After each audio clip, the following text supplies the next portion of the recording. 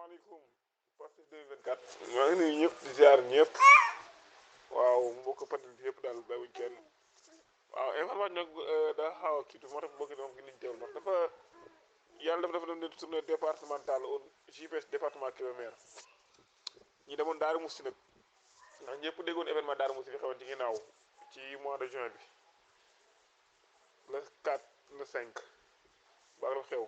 depuis le 8 nag dañ ci arrêté ay booy démb ñu ne nag Darou Moussi nemmeeku seen i famille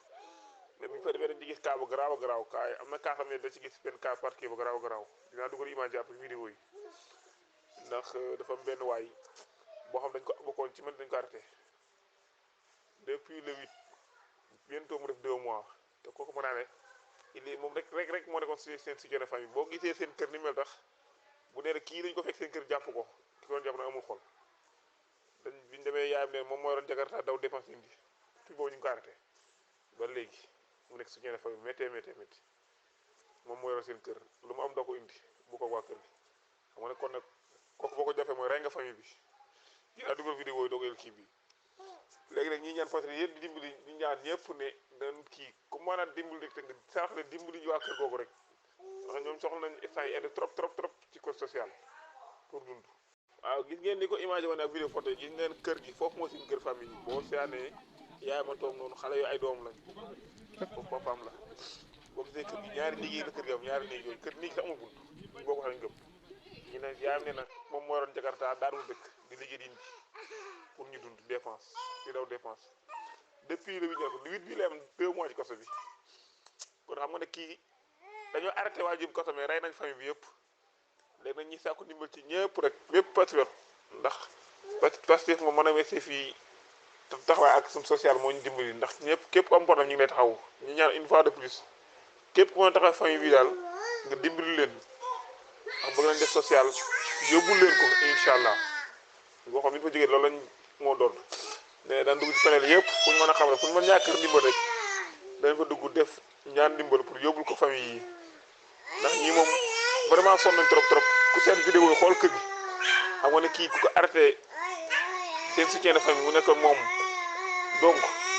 di daw di indi ci kër gii rey nga waa famille bi yëpp léegi dina dugal numéro bi léegi képp ku am kii rek ko ñu mën a dimbali boo ko jaaree numéro boobu dinañ jënd ay dons ñu yóbbu leen ko. waaw numéro baa ngi noonu kon daal ñu ngi ñaan patriote yëpp rek képp ku mën a dimbali waa famille bi daal nga jàpp ci ndax ñii moom man jar na dimbal ku saan vidéo yi image seer mu dana daw li ñu wax rek yal nañu yàlla dimbali ba ñu egg suñu projet bi mais lii dong jar na xeex Macky Sall xam nga nee naa ne ko kii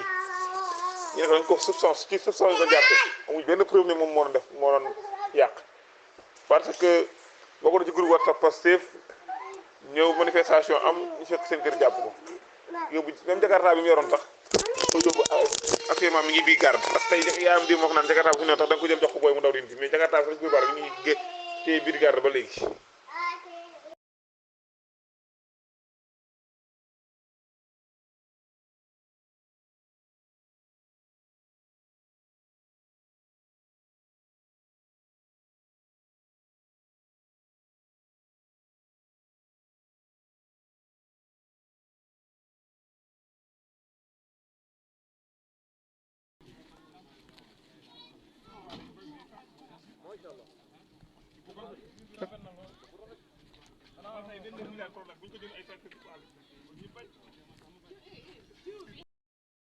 yéen da ngeen ma ko war a envoyé ma envoyé ko suñu groupe ba léegi.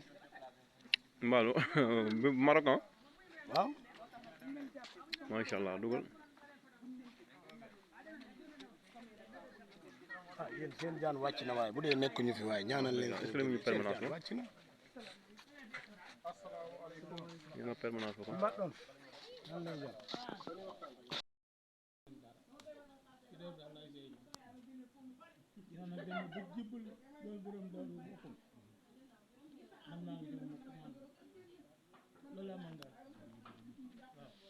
kuma déggali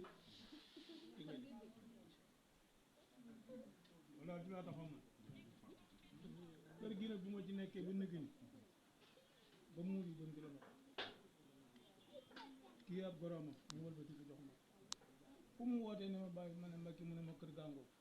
kooku bu mu amee ngoree du wëlbati ko yéen bàyyi di dem beneen ku ma jam du ma naan xalaatu ma su may am fi laay nekk ak ñoom mooy ñàkk fi laay nekk ba mu muy teew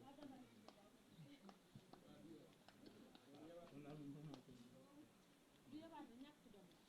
ñu yàlla boole dimbale rek yàlla mi dara teewul daal moom mën na noo doon doole dimbale